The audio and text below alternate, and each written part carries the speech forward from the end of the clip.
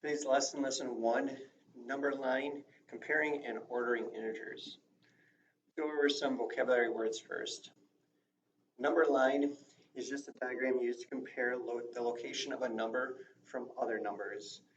So examples of some number lines that you use regularly could be a thermometer. You have rulers. Those are all number lines. Some are vertical, some are horizontal. Then we got sets of numbers, and we'll be using a number line to show some sets of numbers here. So some of the sets that we'll be looking at today are counting numbers. Those are all your natural numbers, also known as these numbers that are used to count. And remember, when we count, we always start with 1. Don't start with 0. Whole numbers are all your counting numbers plus 0. And then we have integers. Those are all positive and negative whole numbers. The only whole number that's it's neither positive nor negative is 0. All the other ones, it's either positive or negative. And then we'll be looking at absolute value, which just means the distance from 0. And the distance from 0 is always going to be a positive number. Let's compare some numbers here. We need to arrange the two sets of integers in order from least to greatest. And a set is just a collection of items. So in this case, it's a collection of numbers. So let's put this in order from least to greatest. The least, we look at the negatives. So the bigger the absolute value of the negative, the smaller the number is. So the smallest number here would be a -3. The next smallest one, we're looking at 3, 0, and 1, would be 0.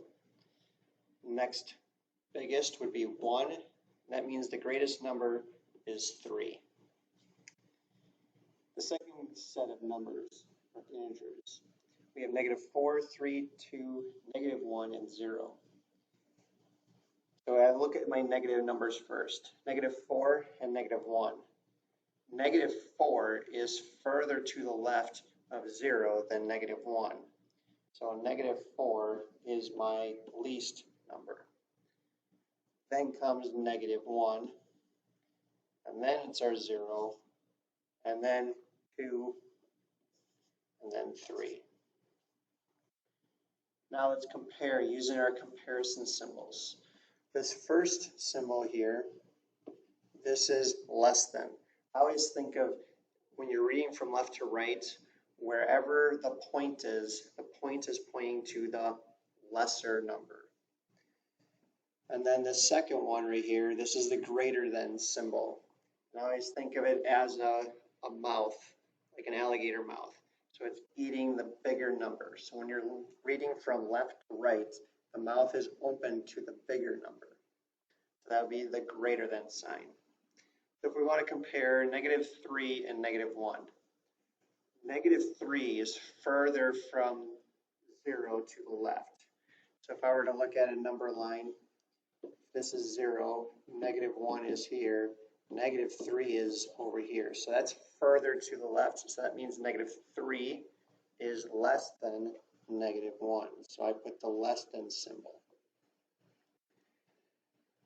Now in the second example here, we have absolute value. That's what these bars mean. That tells you that's absolute value. So we want to find the distance from 0. So how far away is -3 from 0? That's actually 3 steps away. How far away is -1 from 0? Only 1 step away. So now we're comparing 3, +3, and +1.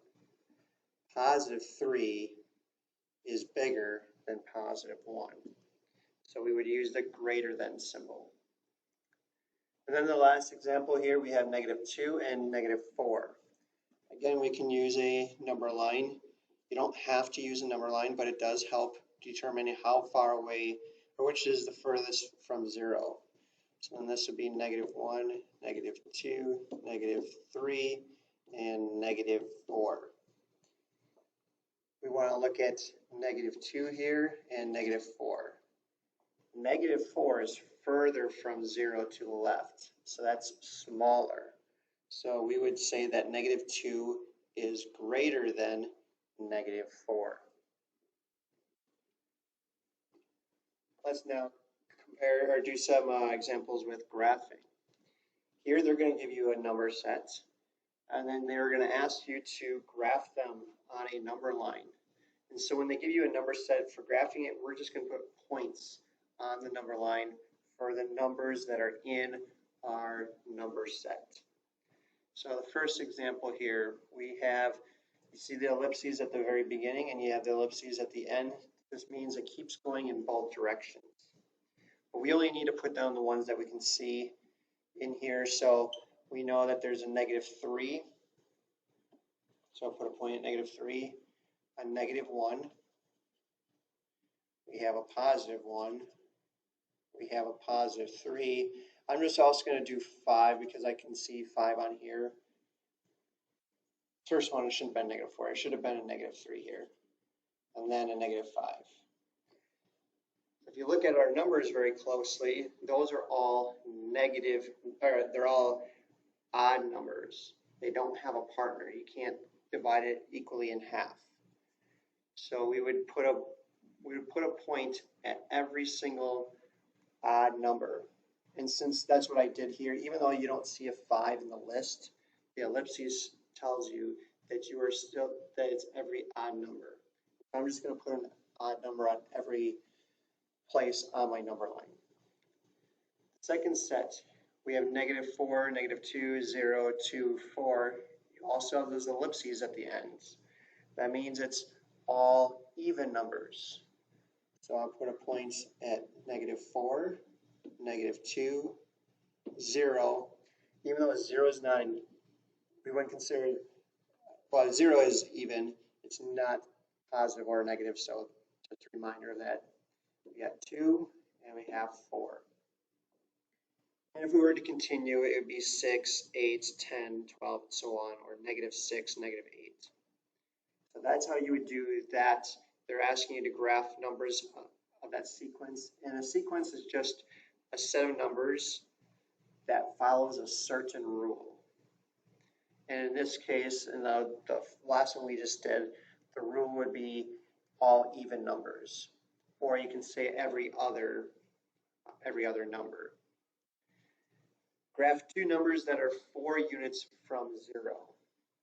So if I look at my number line here, I start at the 0. If I have to go 4 units on here, I can go 4 units to the right. So 1, 2, 3, 4. I can put a point here because that's 4 steps away. But I could also go 4 steps in the other direction. 1, 2, 3, 4. And put a point here. Those two numbers are 4 units away from 0. So -4 and +4. And then the last example here, write 2 numbers that are 10 units from 0.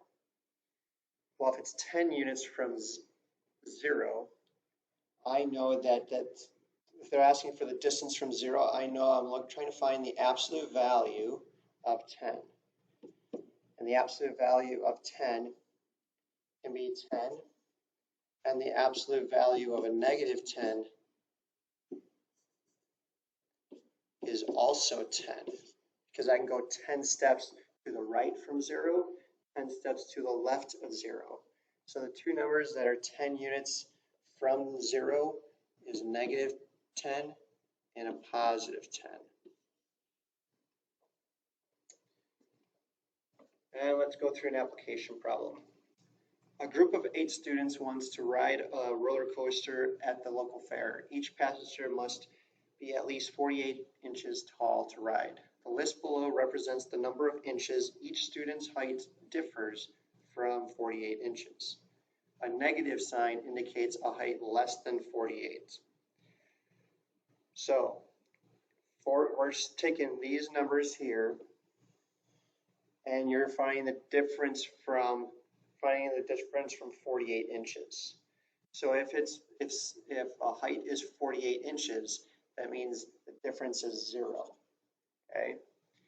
If you see a negative, that means I have to subtract 48 and 4.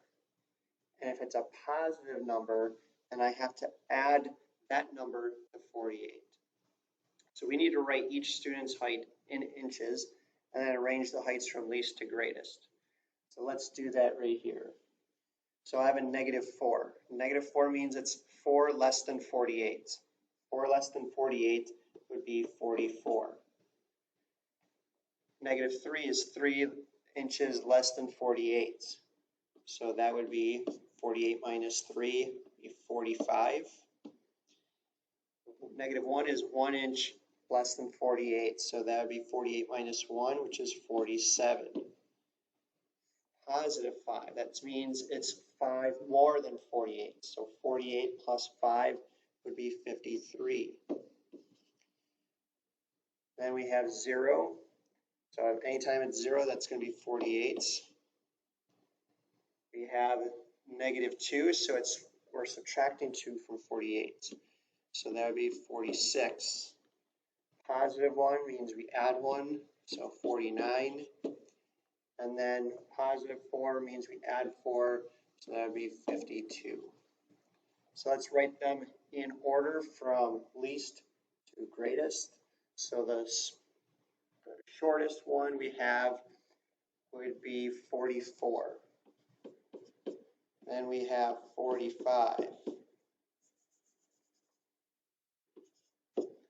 Then we have 46. We have 47. We have 48. We have 49. We have 52. And we have 53. How many of the students represented by the list may ride the roller coaster? So how many are at least 48? So 48 or above. So if I go into my list here, I have a 48 here, 49, 52, 53. So that means 4 students can actually ride on the roller coaster.